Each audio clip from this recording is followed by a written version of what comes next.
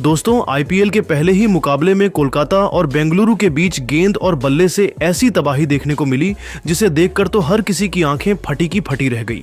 जहां अजिंक्य रहाणे ने टी20 को टी10 बनाते हुए नया कीर्तिमान स्थापित कर दिया, तो वहीं कुणाल पांड्या और रसिक सलाम ने मिलकर बेंगलुरु की टीम को मैच में शानदार वापसी कराई। तो आखिर कैसे बेंगलुरु की टीम ने मैच में की शानदार वापसी? दोनों टीमों के बीच रोंगटे खड़े कर देने वाले मुकाबले की पूरी हाईलाइट तो हम आपको जरूर दिखाएंगे, लेकिन उससे पहले आपको क्या लगता है, विराट कोहली, अजिंक्य रहाणे और रिंकू सिंह में कौन है सबसे खतरनाक बल्लेबाज? आप खुद नीचे कमेंट करके जरूर बताइए। और लंबे इंतजार के बाद वह घड़ी आ गया जब ईडन गार्डन के मैदान पर आईपीएल का पहला मुकाबला रॉयल चैलेंजर बेंगलुरु और कोलकाता नाइट राइडर के बीच महासंग्राम शुरू हुआ। इस मुकाबले में सिक्का उछाला गया तो रजत पाटीदार ने जीता और पहले गेंदबाजी करने का फैसला किया। वहीं कोलकाता की टीम को बल्लेबाजी करने के लिए आमंत्रित किया। कोलकाता की तरफ से मुकाबले में परी की शुरुआत करने के लिए दो खतरनाक बल्लेबाज डिकॉक के साथ सुनील नारायण की खतरनाक जोड़ी आई। वहीं बेंगलुरु की तरफ से पहले ओवर लेकर आए टीम के सबसे खतरनाक गेंदबाज जोश हाजलेवुड। लेकिन जोश हंस ए लिक्विड का स्वागत दीपक ने अपने अंदाज में पहले ही गेंद पर खतरनाक चौका लगाकर किया। लेकिन डिकॉक को दूसरी ही गेंद पर बड़ा जीवनदान मिल गया। लेकिन तीसरी गेंद पर हाजलेवुड हुए डिकॉक को मैदान पर टिकने नहीं दिया और उन्हें पवेलियन का रास्ता दिखा दिया। कोलकाता की टीम को 4 रनों के स्कोर पर पहला झटका लग गया। डिकॉक अपनी टीम के लिए 4 रन बनाकर पवेलियन लौट गए। अब मैदान पर सुनील नारायण का साथ देने के लिए खुद कप्तान अजिंक्य रहाणे आ चुके थे। इन दोनों खिलाड़ियों के कंधों पर टीम की पूरी जिम्मेदारी टिकी हुई थी। वहीं बेंगलुरु की तरफ से दूसरा ओवर लेकर आए यश दयाल खतरनाक गेंदबाजी का नजारा दिखा रहे थे। बल्लेबाजों को बार बार परेशान कर रहे थे। सुनील नारायण को उनकी गेंद बिल्कुल भी समझ नहीं आ रही थी। बेंगलुरु टीम की शुरुआत बेहद शानदार हो चुकी थी। 2 ओवर में कोलकाता की टीम ने केवल 5 रन बना पाए। उनके बल्लेबाज मैदान पर संघर्ष करते हुए दिखाई दे रहे थे। तीसरा ओवर लेकर आए एक बार फिर विकेट की तलाश में जोश हाजलेवुड। एक बार फिर उन्होंने खतरनाक गेंदबाजी का नजारा दिखाए। बाल बाल सुनील नारायण अपना विकेट गंवाने से बच रहे थे, लेकिन सुनील नारायण ने प्रेशर में आकर ओवर की चौथी गेंद पर खतरनाक चौका जड़ दिया और अपनी टीम के स्कोर को तेजी से आगे बढ़ाया। लेकिन उसके बाद भी सुनील नारायण मैदान पर संघर्ष करते हुए दिखाई दिए। 3 ओवर में कोलकाता का स्कोर केवल 9 रनों तक पहुंच पाया। इस ओवर में भी जोश हाजलेवुड ने केवल 4 रन दिए। बेंगलुरु की टीम को शानदार शुरुआत मिल चुकी थी। स्टेडियम में बैठे दर्शक भी मैच का भरपूर लुत्फ उठा रहे थे। स्टेडियम खचाखच भरा हुआ था। चौथे ओवर में बेंगलुरु के कप्तान रजत पाटीदार ने बॉलिंग स्पेल में बदलाव किया। यश दयाल की जगह पर गेंदबाजी करने के लिए उन्होंने रसिक सलाम को बुलाया। लेकिन उनकी उम्मीदों पर पानी फेरते हुए कप्तान अजिंक्य रहाणे ने शानदार चौका लगाकर अपना खाता खोला और टीम के स्कोर को तेजी से आगे बढ़ाया। वहीं अजिंक्य रहाणे ने तीसरी गेंद पर शानदार छक्का लगाकर रसिक सलाम की जमकर कुटाई कर दी और अपने टीम के स्कोर को रॉकेट के रफ्तार की तरह आगे बढ़ाया। कोलकाता नाइट राइडर की टीम धीरे धीरे मैच में वापसी करती हुई नजर आ रही थी। अजिंक्य रहाणे का बल्ला इसके बाद भी रुकने का नाम नहीं लिया। इसी ओवर की 5वीं गेंद पर एक और खतरनाक छक्का जड़ दिया और बेंगलुरु के खेमे में मातम फैला दिया और अपनी टीम के स्कोर को 4 ओवर में 25 रनों तक पहुंचा दिया। कोलकाता नाइट राइडर के फैन खुशी से झूम रहे थे। अजिंक्य रहाणे खतरनाक अंदाज में बल्लेबाजी कर रहे थे। वह तो टी20 मैच को टी10 बनाकर खेल रहे थे। उनकी बल्लेबाजी देखकर खुद शाहरुख खान भी तालियां बजा रहे थे। विकेट की तलाश में रजत पाटीदार ने एक बार फिर बॉलिंग स्टाइल में बदलाव किया और इस बार उन्होंने फिरकी के जादूगर कुणाल पांड्या को बुलाया। लेकिन इस बार भी रजत पाटीदार के उम्मीद पर पानी सुनील नारायण ने फेर दिया। पहले ही गेंद पर खतरनाक छक्का लगाकर टीम के स्कोर को तेजी से आगे बढ़ाया। सुनील नारायण और अजिंक्य रहाणे अपनी टीम के लिए तेजी से रन बटोर रहे थे। बेंगलुरु के हर गेंदबाजों की धज्जियां उड़ा रहे थे। ये दोनों बल्लेबाज केवल चौके और छक्कों में ही डील कर रहे थे। कुणाल पांड्या के ओवर में अजिंक्य रहाणे ने भी अपना हाथ खोल और ओवर की 5वीं गेंद पर खतरनाक चौका जड़ दिया। इसके बाद भी इनका बाला रुकने का नाम नहीं लिया।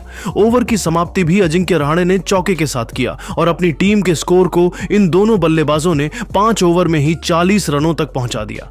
इन दोनों की बल्लेबाजी देखकर टीम के मालिक शाहरुख खान भी खुशी से झूम उठे। ड्रेसिंग रूम में खड़े होकर उनके लिए तालियां बजा रहे थे। पावर प्ले का अंतिम ओवर बेंगलुरु की तरफ से विकेट की तलाश में लेकर आए यश दयाल, लेकिन सामने खड़े सुनील नारायण ने पहले ही गेंद पर उनका स्वागत चौके के साथ किया। उसके बाद अजिंक्य रहाणे ने यह दयाल की तीसरी गेंद पर शानदार चौका लगाया और फिर चौथी गेंद को छक्के में तब्दील करें उनकी धज्जियां उड़ा दी। इसके बाद भी इनका बाला रुकने का नाम नहीं लिया। 5वीं गेंद को भी चौके में तब्दील कर दिया। इन दोनों खिलाड़ियों के बीच अर्धशतकीय साझेदारी भी पूरी हो गई। वही अजिंक्य रहाणे T20 मैच को T10 बनाकर खेल रहे थे, हर गेंदबाजों के खिलाफ तगड़ा प्रहार कर रहे थे और तेजी से वह अपने अर्धशतक की तरफ बढ़ रहे थे। पावर प्ले के 6 ओवर में ही कोलकाता का स्कोर 60 रनों तक पहुंच गया। 7वें ओवर में रजत पाटीदार ने एक बार फिर बॉलिंग स्पेल में बदलाव किया। इस बार उन्होंने गेंदबाजी के लिए बुलाया सुयश शर्मा को, लेकिन अजिंक्य रहाणे इस अंदाज में बल्लेबाजी कर रहे थे, दूसरी ही गेंद पर शानदार चौका जड़ दिया और वह अपने अर्धशतक की तरफ बढ़ गए। वही कोलकाता का स्कोर 7 ओवर में 65 रनों तक पहुंच गया। 8वां ओवर लेकर आए एक बार फिर रसिक सलाम। इस बार उन्होंने शानदार वापसी की बल्लेबाजों को खूब परेशान किया, लेकिन 5वीं गेंद पर सुनील नारायण ने शानदार चौका जड़कर अपनी टीम को 8 ओवर में 74 रनों तक पहुंचा दिया। जिस तरह से यह दोनों बल्लेबाज बेंगलुरु के खिलाफ रन बना रहे थे और साथ ही साथ बचे हुए खिलाड़ी पवेलियन में बैठे हुए थे, वह देखकर तो यही लग रहा था कि पहले ही मैच में कोलकाता की टीम बेंगलुरु के सामने 200 से अधिक रनों का लक्ष्य दे सकती है। बेंगलुरु की तरफ से विकेट की तलाश में 9वां ओवर लेकर आए एक बार फिर सुयश शर्मा, लेकिन इनका स्वागत ओवर की पहले ही गेंद पर अजिंक्य रहाणे ने शानदार छक्का लगाकर अपना अर्धशतक पूरा किया और उन्होंने बता दिया कि इस बार आईपीएल सीजन में वह क्या कर सकते हैं। वहीं फिर 5वीं गेंद पर सुनील नारायण ने भी अपने बल्ले का मुंह खोला और शानदार छक्का जड़ दिया और फिर इस ओवर का अंत सुनील नारायण ने शानदार चौके के साथ करके अपने टीम के स्कोर को 9 ओवर में ही 96 रनों तक पहुंचा दिया और बेंगलुरु के हर गेंदबाजों की धज्जियां उड़ाकर रख दी। कोलकाता का स्कोर रॉकेट के रफ्तार की तरह आगे बढ़ रहा था। इन दोनों की बल्लेबाजी देखकर पूरा क्रिकेट जगत हैरान था। बेंगलुरु के गेंदबाज विकेट के लिए तरस गए। विकेट की तलाश में बेंगलुरु की तरफ से 10वां ओवर लेकर आए रसिक सलाम, लेकिन सुनील नारायण तो कुछ अलग ही इरादे से मैदान पर उतरे थे। तीसरी ही गेंद पर शानदार चौका लगा दिया और अपने टीम के स्कोर को 100 रनों के पार पहुंचा दिया। वहीं फिर ओवर की चौथी गेंद पर सुनील नारायण ने एक बार फिर अपना प्रचंड रूप दिखाया और ओवर की 5वीं गेंद पर थप्पड़ की तरह खतरनाक छक्का जड़कर रसिक सलाम की धज्जियां उड़ा दी और इसी के साथ इन दोनों खिलाड़ियों के बीच शतकीय साझेदारी पूरी हो गई। लेकिन रसिक सलाम ने ओवर की अंतिम गेंद पर सुनील नारायण को पवेलियन का रास्ता दिखाकर इस छक्के का बदला ले लिया और कोलकाता की टीम को 107 रनों के स्कोर पर दूसरा बड़ा झटका लग गया। सुनील नारायण अपनी टीम के लिए केवल 26 गेंद में 44 रनों का योगदान देकर पवेलियन लौट गए, लेकिन कप्तान अजिंक्य रहाणे अभी भी मैदान पर टिके हुए थे उनके साथ देने के लिए। अब कोलकाता के सबसे भरोसेमंद बल्लेबाज वेंकटेश अय्यर आ चुके थे। कोलकाता का स्कोर 10 ओवर में 707 रनों तक 2 विकेट पर पहुंच चुका था।